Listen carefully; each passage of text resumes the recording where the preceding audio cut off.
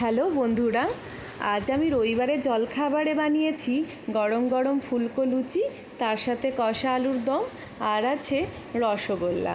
আলুর দম বানানোর জন্য আমি এখানে নিয়েছি 700 গ্রাম মতো আলু, আগে থেকেই সিদ্ধ করে রেখে দিয়েছি, আর আলুগুলোকে হাফ করে নিয়েছি। এইবার আমি দিয়ে দেব কড়াইয়ে তেলে আলুগুলোকে দিয়ে দেব ভাজার জন্য। অল্প একটু পরিমাণে হলুদ আর নুন দিয়ে আলুগুলোকে আমি ভালো করে লাল লাল করে ভেজে নেব। আলুর দমের জন্য এরকম করে আলু ভেজে নিলে আলুর দমের টেস্টটা খুব ভালো হয়। আজকে আমি বানাচ্ছি নিরামিষ আলুর দম। দেখুন আলুগুলো লাল লাল করে ভাজা হয়ে গেছে। এইবার আমি আলুটাকে একটি পাত্রে তুলে নেব।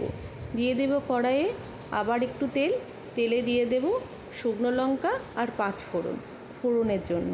এইবার আমি এতে দিয়ে দেব 1 চামচ আদা বাটা, আর দেব হাফ চামচ জিরে গুঁড়ো, আর দিয়ে দেব হাফ চামচ ধনে গুঁড়ো, আর হাফ চামচ হলুদ গুঁড়ো।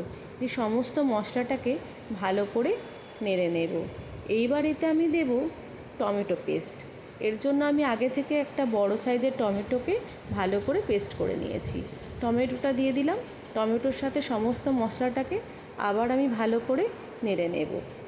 এইবার আমি এতে দিয়ে দেব হাফ চামচ লঙ্কা বাটা দিয়ে মশলাটাকে আবার আমি লঙ্কার সাথে ভালো করে নেড়ে নেব। এইবার আমি এতে দিয়ে দেব হাফ চামচ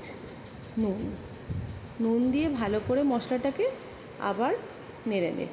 দিয়ে দিলাম হাফ চামচ নুন, দিয়ে ভালো করে মশলাটাকে নেড়ে নেব। মশলাটা ততক্ষণই কষতে হবে যতক্ষণ না মশলাটা থেকে তেল ছাড়ছে। এইবার আমি কালারের জন্য দিয়ে দেব 1 চামচ কাশ্মীরি লঙ্কার গুঁড়ো। দিয়ে কাশ্মীরি লঙ্কার গুঁড়োর সাথে মশলাটাকে আবার আমি ভালো করে নেড়ে নেব। এইবার আমি এতে দিয়ে দেব অল্প পরিমাণে চিনি, দিয়ে মশলাটাকে আবার কষবো। মশলাটা কষা প্রায় হয়েই গেছে।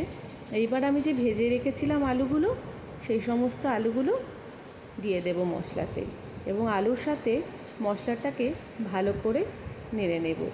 আজকে আমি বানিয়েছি এটা নিরামিষ আলুর দম। দেখুন ভালো করে মশলার সাথে আলুটাকে নেড়ে নিলাম, এবং কি সুন্দর একটা কালারও চলে এসেছে।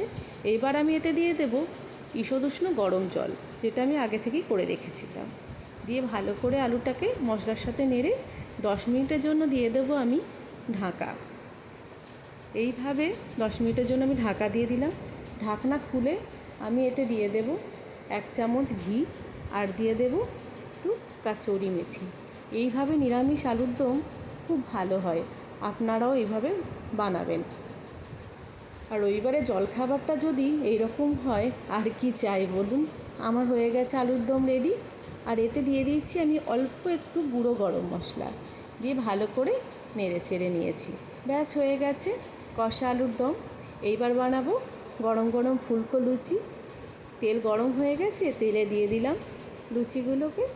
দেখুন ময়দা দিয়ে কি সুন্দর গরম গরম ফুলেছে বড় বড় লুচি। ব্যাস রেডি হয়ে গেছে। রবিবারে জলখাবারটা যদি এরকম হয় তাহলে বাড়ির সবাই ভীষণ খুশি হয়ে যাবে। আপনারাও বানিয়ে ফেলুন এইভাবে গরম গরম লুচি, কষা আলুর দম, আর তার সাথে রসগোল্লা থাকলে তার কথাই নয়। আর ভিডিওটা যদি ভালো লাগে লাইক কমেন্ট শেয়ার করে দেবেন।